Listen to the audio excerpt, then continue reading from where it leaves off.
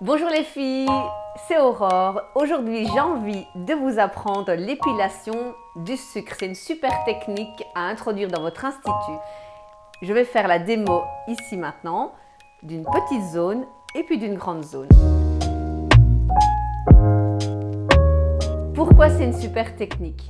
Eh bien tout simplement parce qu'on ramasse les poils avec le sucre à contresens de leur pouce et on arrache dans le sens de la pousse. Ce qui évite énormément de poils incarnés. Et moi, je trouve que ça donne des résultats merveilleux. Mes clientes, en tout cas, l'ont adopté. Je vous conseille de visionner aussi tous les autres avantages, mais aussi les désavantages de cette technique ici dans la vidéo au-dessus. Pour préparer votre cabine, je vous conseille d'utiliser de grandes serviettes en coton qui sont lavables puisque si vous avez des taches de sucre, ça va être plus soluble, donc tout va partir. Vous n'aurez plus besoin de solvant, plus besoin de papier. N'utilisez surtout pas des papiers en alaise parce que là, c'est la cata. Avec une boule de sucre pour faire un bikini, vous allez mettre votre sucre sur le papier va coller à votre sucre, donc je vous le déconseille formellement. Par contre, post-Covid, j'ai trouvé des draps que j'utilise aussi pour le massage en cabine du corps. Vous pouvez aussi mettre ça quand vous avez des grandes zones comme les jambes complètes. C'est vraiment confortable. Donc, ce sont des draps jetables et qu'on peut trouver dans des catalogues de matériel esthétique.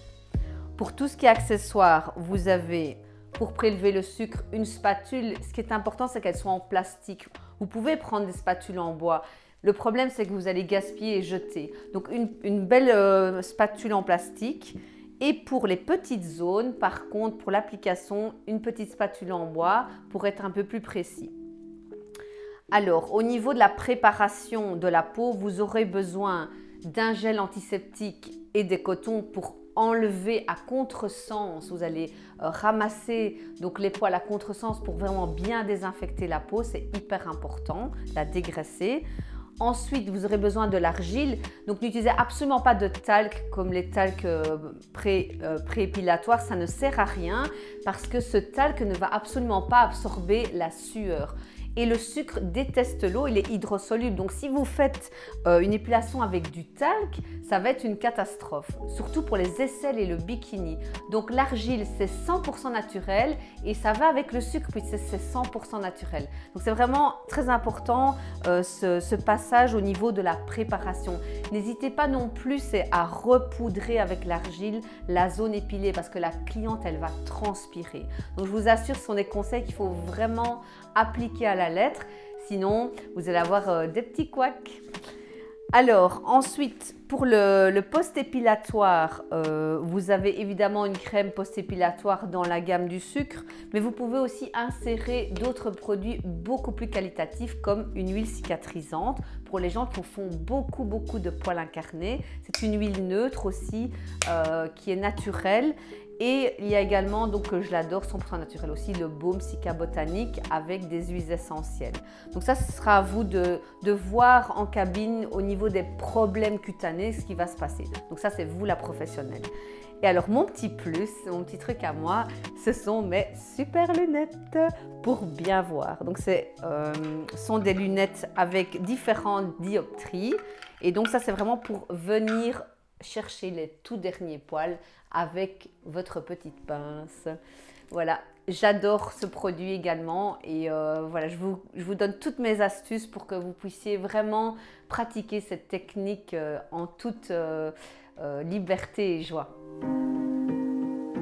Alors, pour préparer la zone, vous prenez le coton, vous appliquez du gel désinfectant et vous allez ramasser donc les poils à contresens. Donc s'il y a deux directions au niveau des poils, vous faites à contresens dans un sens et puis à contresens dans l'autre sens. C'est important que toute la peau en dessous soit vraiment bien désinfectée et que ce soit dégraissé.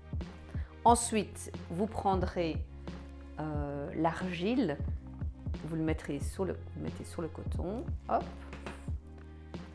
Vous refermez le coton pour ne pas en mettre partout. Et puis, vous allez donc tapoter et aussi ramasser à contresens à nouveau les poils. attention de ne pas utiliser trop de gel. Si vous utilisez trop de gel, votre poudre va faire des grumeaux. Donc c'est important d'utiliser du gel mais pas trop, donc bien doser sa quantité de gel. Lorsque votre zone est prête, vous prélevez le sucre, donc c'est un prélèvement. Pour les petites zones, c'est important de ne pas prendre trop de quantité, donc ceci pour une aisselle, c'est correct. Et alors, vous allez jouer avec votre sucre, comme ceci. Ne jamais l'appliquer tout de suite. Il faut vraiment faire rentrer l'air dedans et essayer d'avoir une certaine petite résistance entre vos doigts. Donc après, quand vous vous sentez prête, vous allez ramasser les poils à contresens 3 fois. Si ce sont des poils plus durs, je vous conseille de laisser agir le sucre pour qu'il pénètre bien et qu'il aille englober le poil.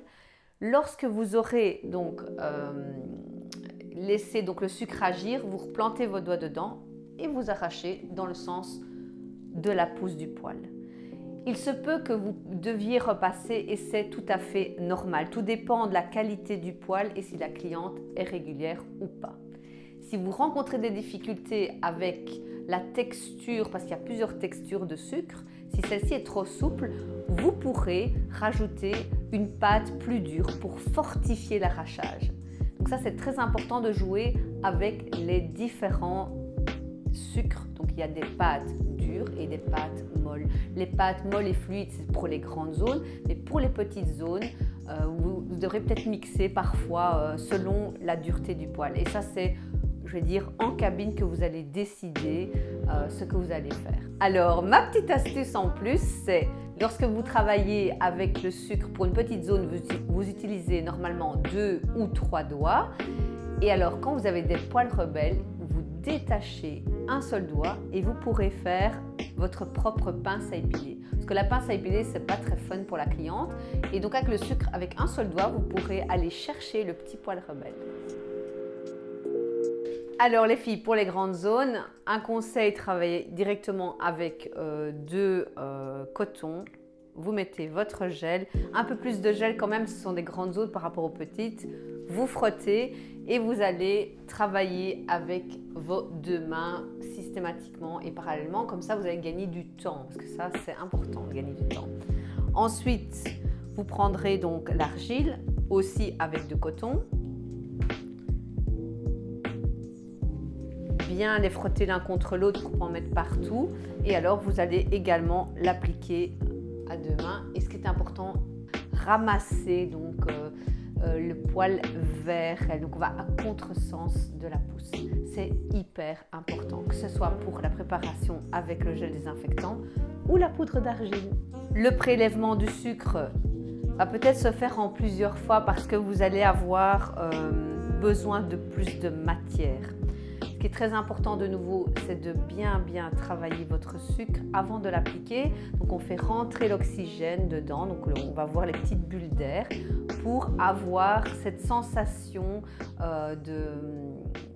cette petite résistance. Vous devez la sentir entre vos doigts. Parce que si vous allez mettre ça directement sur la jambe de la cliente, ça va coller. Et ça, c'est une des grosses erreurs à éviter, c'est de mettre directement le sucre. Parce que le sucre a quand même une certaine chaleur. Il est à la chaleur de la peau, logiquement, mais parfois il est un petit peu plus chaud parce que vous l'avez fait chauffer plus longtemps.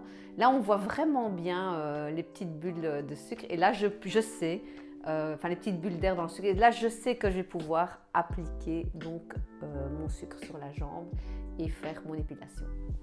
N'oubliez pas donc pour les grandes zones de travailler avec du sucre mou et fluide, sinon vous allez vous casser le poignet. Donc après, je veux dire 10 minutes à un quart d'heure de sucre, vous allez être un peu très rigide dans votre main. Donc vraiment travailler avec des pâtes souples qui savent se mettre de façon très fine sur la peau.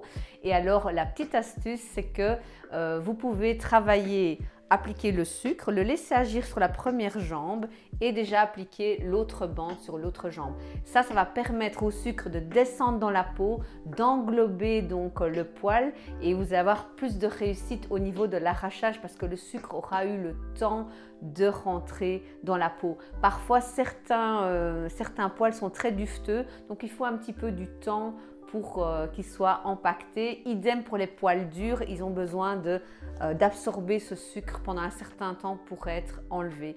Donc c'est vraiment une façon de faire qui est primordiale, donc je vous conseille de laisser agir le sucre. En résumé les filles, pour réussir votre épilation au sucre, il y a 3 règles. La première, c'est appliquer tous les produits à contresens de la pousse du poil, que ce soit le gel qui dégraisse la peau et qui la désinfecte, l'argile qui absorbe l'humidité et le sucre. Et n'oubliez pas, le sucre, ça s'arrache dans le sens de sa pousse pour éviter donc les poils incarnés. Deuxième chose, c'est bien malaxer votre sucre afin de faire rentrer donc l'air dedans et qu'il ne soit pas absorbé directement par la peau. Et alors la troisième chose, c'est de laisser agir assez longtemps pour que les poils rebelles aient le temps d'absorber le sucre et d'être enlevés facilement. Alors, vous n'hésitez pas à me partager vos expériences sur le sucre, aussi partager cette vidéo et l'idéal, encore vous abonner ici à ma chaîne. À bientôt! Et le top du top avec le sucre, c'est que c'est facile, vous enlevez votre gant et vous avez les mains libres.